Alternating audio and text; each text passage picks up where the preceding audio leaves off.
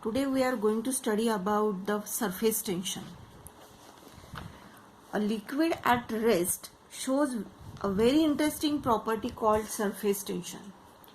We have seen that water spider walks on the surface of a steady water, grease needle float on the steady surface of water. Raindrops and soap bubbles always take spherical shape. All these phenomena arises due to surface tension. Surface tension is one of the important property of liquids. It is the property of free surface of liquid to remain in tension. Why it remains in tension? Liquid surface wants to occupy minimum surface area.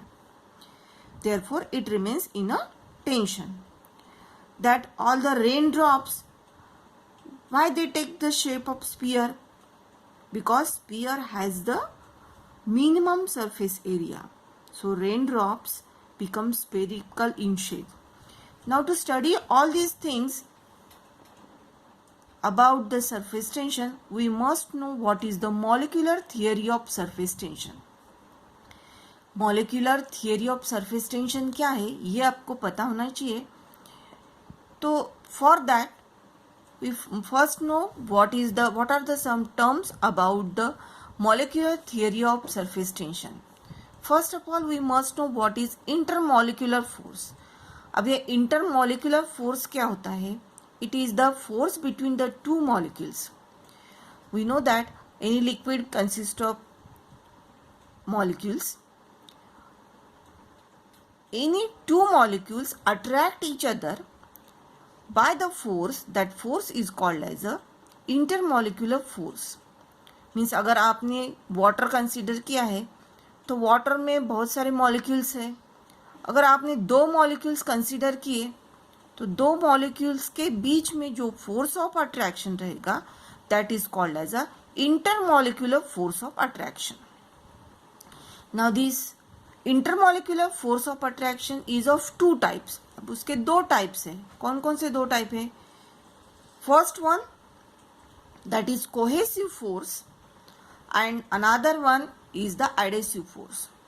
Cohesive force क्या होता है? Force of attraction between two molecules of same substances is called cohesive force.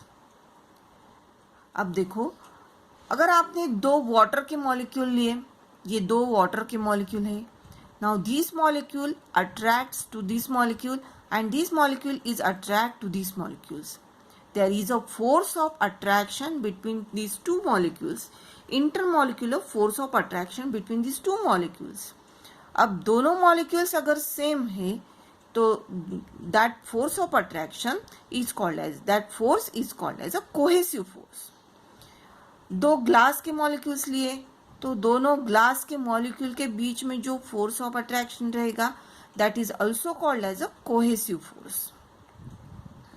अब और एक बात ध्यान में रखो, यही मॉलिक्यूल्स अगर सॉलिड के हैं तो कोहेसिव फोर्स बहुत ज़्यादा रहता है और अगर गैसेस के हैं तो कोहेसिव फोर्स कम रहता है.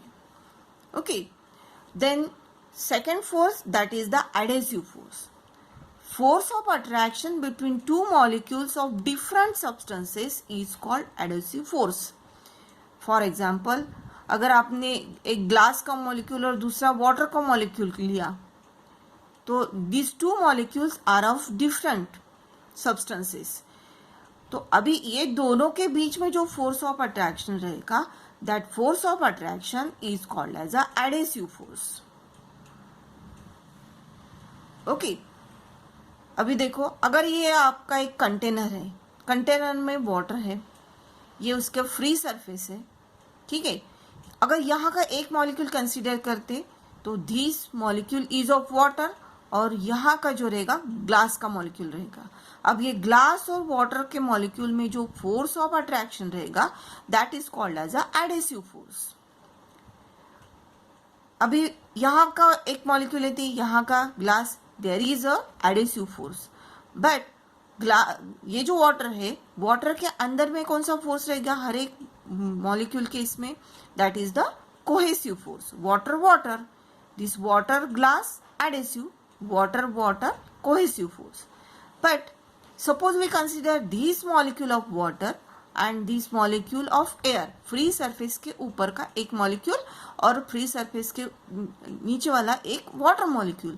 अब ये दोनों के बीच में जो force रहेगा that is called as a adhesive force. Is it clear to you? Next one, we must know what is range of molecular force.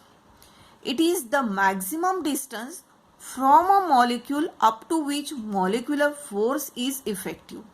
Now see here, अगर एक molecule है और उसके बाजू में दूसरा molecule है, suppose यहाँ ये एक molecule और ये एक molecule, these two molecules they attract each other.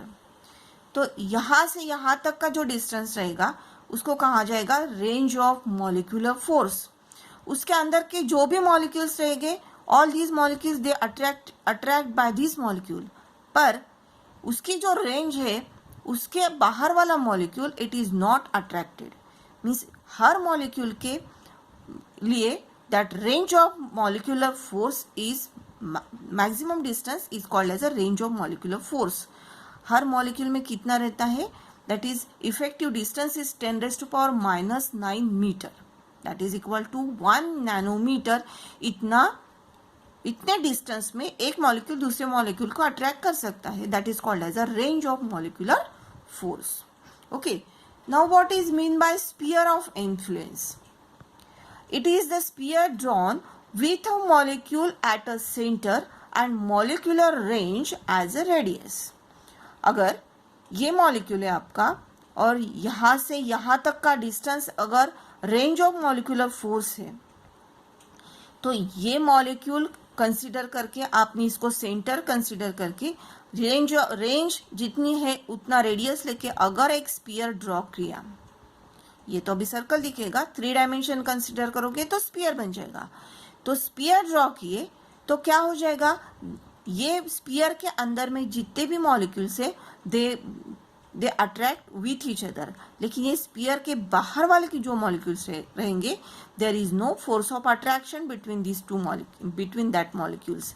सो ये जो स्फीयर फॉर्म होता है उसको कहा जाता है sphere of influence. It is the sphere drawn with a molecule as a centre and molecular range as a radius. Is it clear to you?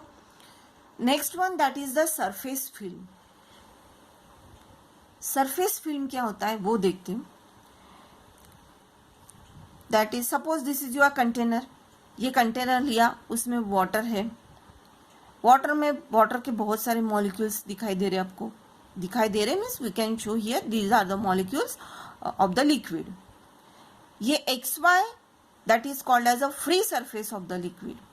और यहाँ पर बहुत सारे मॉलिक्यूल्स है, यहाँ मॉलिक्यूल्स है, यहाँ मॉलिक्यूल्स है. ये मॉलिक्यूल्स को सेंटर लेके अगर और सर्कल ड्रॉ किया आपने तो ये एक रेंज ऑफ दैट मॉलिक्यूल हो जाएंगी. रेंज ऑफ मॉलिक्यूलर फोर्स तो वो कंसीडर करके, यानी ये 10 raise to power minus 9 metre लेके एक और सरफेस आपने ड्रॉ किया x dash y dash. That ये दो x डैश y डैश और xy के बीच वाला जो पोर्शन है that is called as a surface film. और ये डिस्टेंस कितना रहेगा? That is the molecular range. इतना समझ में आ गया? ये लिक्विड, ये फ्री सरफेस है. फ्री सरफेस के नीचे मॉलिक्यूलर रेंज का डिस्टेंस से जो भी लाइन रहेगी दोनों के बीच वाला distance that is your surface film. Okay, next अभी आपको देखना है, ये मॉलिक्यूलर थियरी के अपन ने सब पॉइंट्स देख लिए. Surface tension on the basis of molecular theory देखते हैं. For that suppose we consider this is a container. In this container this is the liquid. This is called as a free surface. Then this portion, ये दो इसमें का ये एक line draw कर लिया अपन ने. ये दोनों के बीच वाला distance that is your surface film. और ये लिक्विड जहां पर रहता है उसको कहा जाता है bulk. Okay, now we consider 3 cases. first molecule we consider molecule A. This molecule is in the liquid. और ये मॉलिक्यूल के सराउंड में ये जो स्पीयर ड्रॉ किया, that is sphere of influence. अब क्या हो जाएगा, ये मॉलिक्यूल के ऊपर हर डायरेक्शन में फोर्स एक्ट होगा, क्योंकि यहाँ पर जो भी मॉलिक्यूल्स है, these molecules are of the water. तो यहाँ का ये मॉलिक्यूल यहाँ के मॉलिक्यूल को अट्रैक्ट करेगा बाय दिस फोर्स. यहाँ से भी अट्रैक्ट होगा, दिस इज द फोर्स. यहाँ का भी अट्रैक्ट करेगा. in all these direction there is a force of attraction between the molecule, between the two molecules. अभी ये कौन सा फोर्स हो जाएगा, that is the cohesive force between the two molecules, क्योंकि वाटर का मॉलिक्यूल और वाटर का मॉलिक्यूल. तो हर डायरेक्शन में अगर है तो net cohesive force on this molecule A is equal to 0. ये फोर्स ये डायरेक्शन वाले फोर्स से कैंसिल हो जाएगा, ये वाला फोर्स ये डायरेक्शन से कैंसिल हो जाएगा. So net force on molecule A is equal to 0. अभी एक मॉलिक्यूल फिर से लेते हैं अपन दूसरा, that is B molecule. This B molecule is in this surface film, surface film के अंदर में है. Now this molecule is attracted by this molecule, जो लिक्विड में है वो मॉलिक्यूल से अट्रैक्ट है. This is the force between these two molecules. यहाँ पर भी अट्रैक्ट हो जाएगा, यहाँ ही अट्रैक्ट हो जाएगा, यहाँ अट्रैक्ट हो जाएगा, यहाँ अट्रैक्ट हो जाएगा. पर देयर इज अ, यहाँ के जो मॉलिक्यूल्स है वो भी अट्रैक्ट करेंगे, लेकिन वाटर वाले जो मॉलिक्यूल्स रहते हैं उनके बीच में जो कोहेसिव फोर्स रहेगा वो ग्रेटर रहता. लेकिन यहाँ के एयर के मॉलिक्यूल्स और ये वाटर का, उनके इसमें जो फोर्स ऑफ अट्रैक्शन रहेगा वो कम रहता है. इसीलिए ये जो मॉलिक्यूल्स है वो उसके ऊपर जो नेट कोहेसिव फोर्स आएगा वो कितना हो जाएगा, net cohesive force on molecule B is downwards. जो नेट फोर्स रहेगा वो डाउनवर्ड डायरेक्शन में ज़्यादा है, इसीलिए वो ज़्यादा रहेगा, नीचे की तरफ आएगा. So molecule B will gets attracted into the bulk.